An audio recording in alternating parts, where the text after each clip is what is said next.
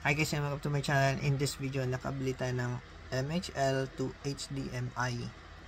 Ito, may kakayahan nito guys na i-project yung laman ng cellphone papunta sa TV guys.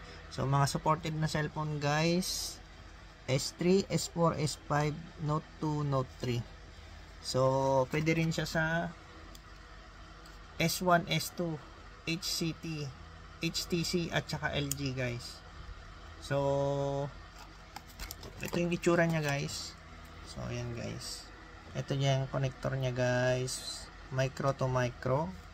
Ayan, tapos ito micro, tapos may papuntang HDMI. Ito yung HDMI niya guys. Tapos ito yung sa charging sa USB. So panoorin nyo guys kung paano yung ginawa natin guys.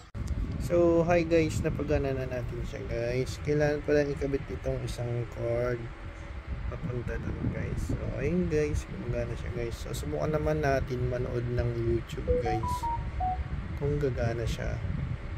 So punta lang tayo sa YouTube. Ayan siya guys, maganda siya guys, pang projection. So ayun guys, gumagana siya guys. Subukan natin manood. So outdated na kasi yung Android na to, kaya dito tayo sa Chrome manood guys. So ayun guys, legit pa rin siya guys, gumagana siya guys. Oh, 5 dirhams lang to guys. Ayos.